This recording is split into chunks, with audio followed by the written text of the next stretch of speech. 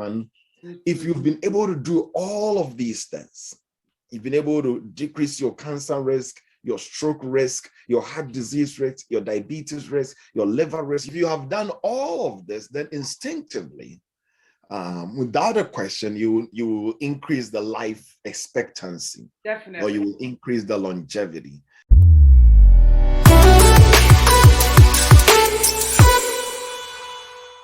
Hello, viewers. Welcome to Ezra Wellness, where you learn proven ways to healthy living. Today, I'm very excited because I have with me my brother, Dr. Samuel Antwi-Boasiako. Sam is an internal medicine doctor here in the United States, Connecticut. Dr. Sam is the founder of Africa Healthy Choices. This man is very passionate about using diet and lifestyle to manage diseases, because what he sees on a daily basis, this is what he thinks that healthcare should be. Today, I'm very excited because we are going to talk about a very interesting topic. Dr. Sam is happily married to his wife, beautiful wife, and they are blessed with 4 lovely girls. We have Nana Poma, Gigi, Eva, and Yecha herself. Dr. Sam, welcome to Ezra Wellness. Thank you. Thank you, Auntie Salome. Thank you very much.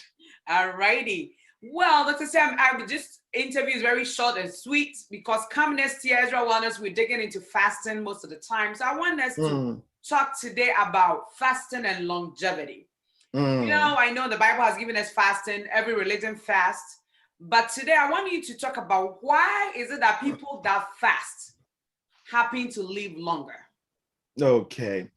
Well, first of all, thank you very much for inviting me. God bless you for the phenomenal work you are doing. Every time I see you, I get so proud. And I thank God for the testimonies, the referrals that are coming in. Ezra Wellness is only going to get big and better. Amen. And we thank God for what he's doing. Yeah. I also want to wish all your audience, your viewers, a Merry Christmas. And an awesome new year. God bless you and take you to newer heights in every endeavor of your life.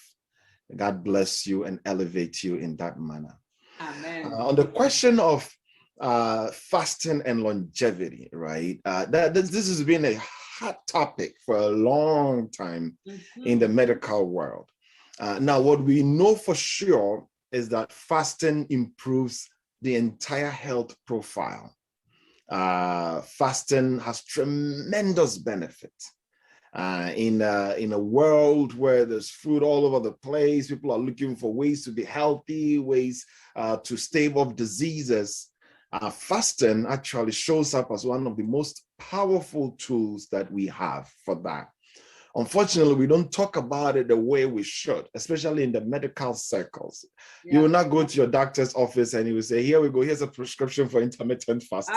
They are not going to do that. Yeah. Right. Number one, they don't want you to think they are crazy. They don't want you to think there's a cuckoo provider. But I have to tell you, it is one of the most powerful tools we have for overall health improvement. And what do I mean by that?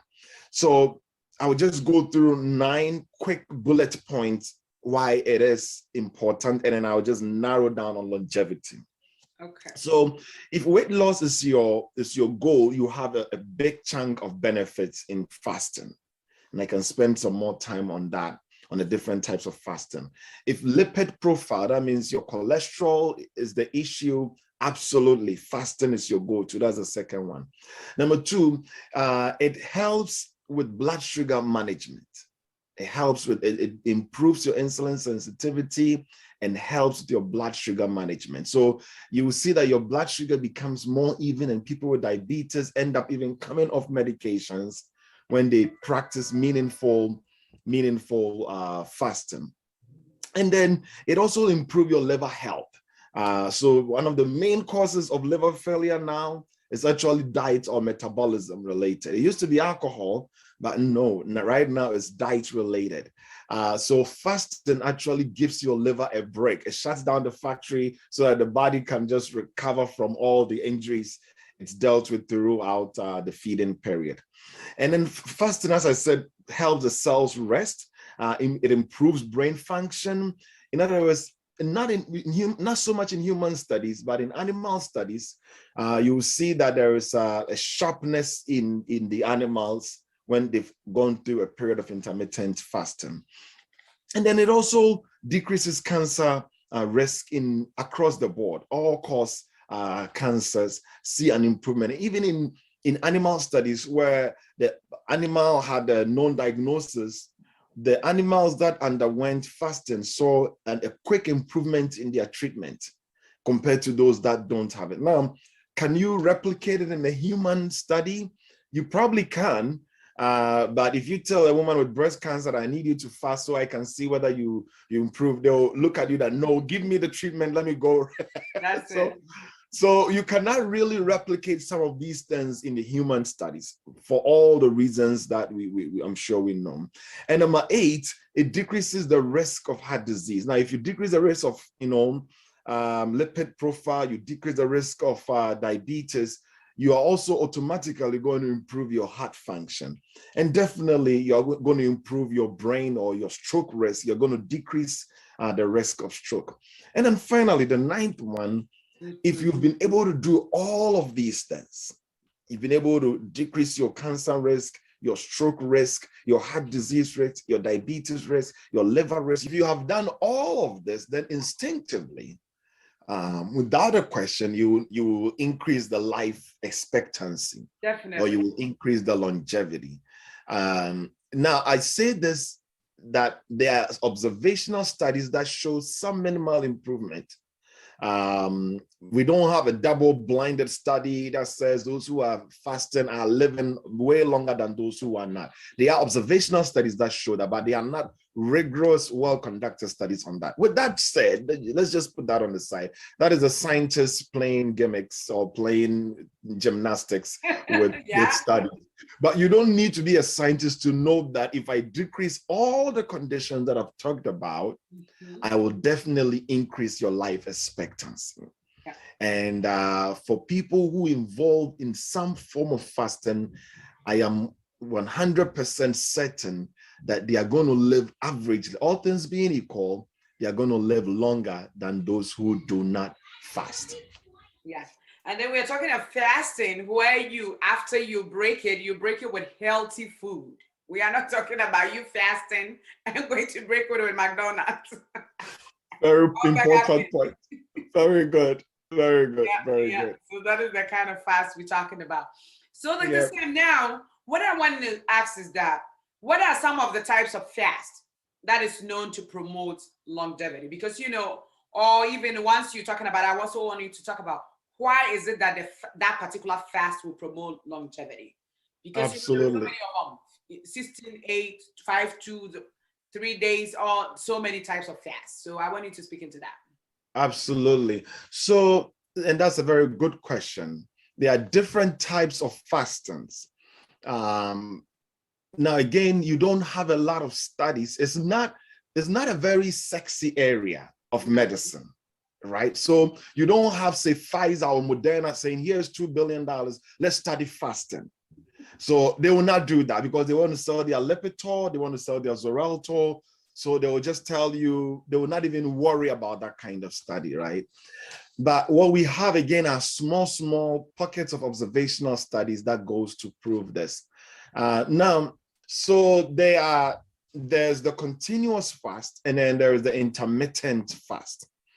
Now, for things like, say, weight loss, the moneymaker is in the continuous fast, right? Where you go in for a long period and then you fast. All fastings will lead to some form of weight loss in the initial stages. So the first 2-3 weeks, you see a quick drop in the waist. But for intermittent fast, most of the time you see a plateauing. By one study showed that in 6 weeks, there was a plateauing of the weight. Now, if you add exercise to any form of fast, you multiply your weight loss. That's right. So fasting is good, but then the body is smart. By week 3, the body can tell you that you have decreased the amount of glucose, sugar coming in. So it goes into conservation mode where it slows down the metabolism in general. So you see that week 1, I lost maybe 2 pounds. Week 2, I lost maybe 3 pounds. Week 3, maybe 1. From week 3 going, you just plateau and you're staying the same. To multiply your results, you will have to exercise. And when you exercise, you can quickly get back to losing weight again. And then you see that the weight loss is coming down more drastically from there. So for the intermittent fast, that's how it'll play out. The best will be the continuous fast. So you see what people do is they do what we call the 5-2. They eat for 5 days and then they fast for 2 days.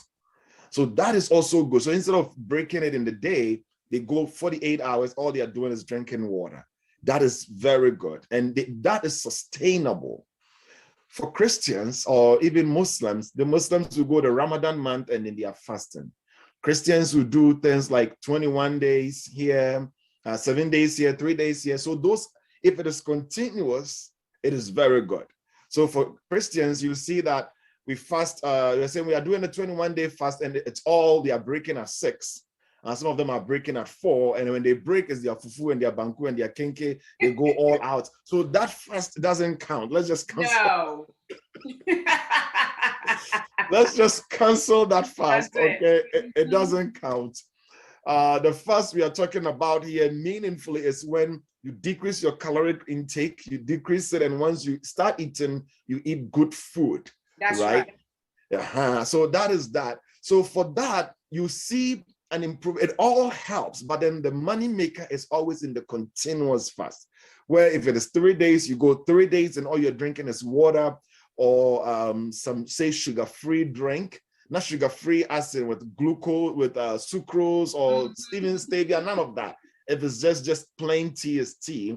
Yeah. So that is good. So for the biggest for your money, the biggest effect will be the continuous fast, where you go in chunks over a long period. The intermittent fast is good, but you're going to have to add exercise to it. And then you're going to have to break with meaningful food and not just anything random. That's right. Ezra Wellness way of eating. That's what we. That's right. That's right. Let's do that. Once you add that one to it, then your fasting is. You're good to go. That's right. Yeah. That's right. That's right. So, Dr. Sam, I don't know. I don't want to go more scientific, but however, I just wanted to talk about a little bit about what is happening in our cells whilst we fast. That is what makes us, with the longevity. If you want to talk just a little bit about that, like the cleanup that's going on. That's right. So the cell, if you are eating, the cells are actively working, especially, and most of this we are talking about the cells in the liver. That is the main station, the main factor of your body. And they are actively working. They are producing enzymes. Insulin is coming up. The receptors are actively working. And you are not able to just take a break to repair cells that are damaged.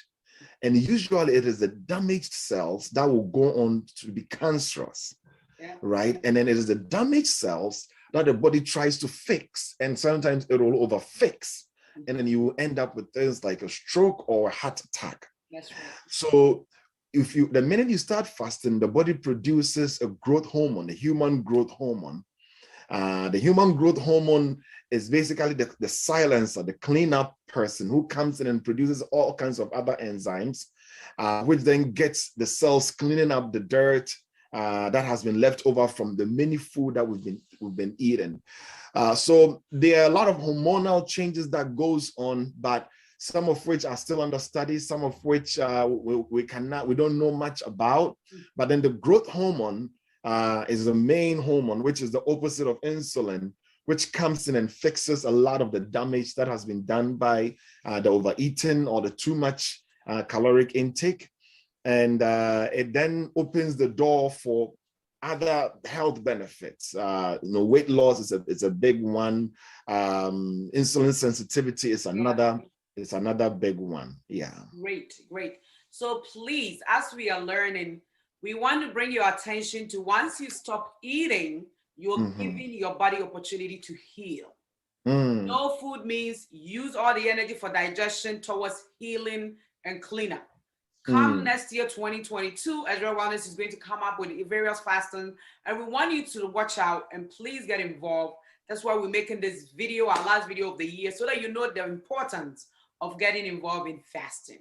Dr. Sam, as we bring our conversation to a close, I want to ask, where could people find you if somebody is looking to go for African healthy choices? Where could people find you? Oh, absolutely. They just find me on Facebook and then YouTube. Okay. So we have a ton of videos on Facebook and on YouTube. The Facebook ones are short. But YouTube, we have longer periods. We talk about everything about healthy eating, the real African food that we don't know the calories in them. How much should we eat? How much should we not? So when you go on there, you're going to be amazed. Everything is sitting there for you. That's great. Dr. Sam, well, before you leave, what will be your last words for my viewers as we enter the new year? And you know, a lot of resolutions are being written. Oh my gosh. Oh my gosh. What do you tell my viewers here at Ezra Wellness? Well, I want to say good job. All the things you've been doing are great. To you, Auntie Salome, and your viewers, especially I saw the challenge about stopping eating at 7. See, that is an excellent exercise. I saw the challenge of not consuming sugary beverages or beverages with added sugar. That was also an excellent challenge. This new challenge here, I can guarantee you it will take you to the next level. The challenge of saying I'm restricting my calories. I'll prefer, if you could, I'll prefer you do 5 days, you stop eating for 2 days. I'll prefer that. If you cannot do it and you want to do the intermittent, stretch it out a little bit. So you stop eating at 8 in the afternoon, stretch it out if you can. Stretch it out, go deep into the afternoon, say 2 o'clock, 4 o'clock, you can break it nicely. That will be good. And you eat something simple. When you are not eating, and until let me just say this, I know our time is fast spent. For us Africans, the concept of fasting is a punishment. It was always a punishment. That's it. Right? You know, we grew up in an environment where food was scarce. And when you told someone you were not going to give them their food, you were hurting them. Yeah. But that era has changed. We are in a different environment. Food is abundant. As a matter of fact, food is the punishment now. It when is. Someone gives you a ton of food, it is. They don't like you. They are hurting. That's it. They are hurting you. It So is. we need a psychological reframing and then be able to say, you know what, I'm not hurting myself. I'm not punishing myself by not having all these massive doses of food, but I'm actually helping myself. And I'm replacing some of the unhealthy choices with meaningful, nutritional choices. And once we've done that, I'm 100% convinced that we are going to lose the weight, we are going to improve our health, and we are going to live longer. All righty. Thank you very much. And Merry Christmas to everyone. Oh, thank you, Dr. Sam, so much for your time. And thank you for coming to Ezra Wellness. Viewers, well, if you are new here to this channel, we're saying subscribe, share this video. Let's tell everybody so that we all live healthy together. Until we see you in our next video in 2022. This is Ezra Wellness, where you'll learn proven ways to healthy living. Thank you for your time.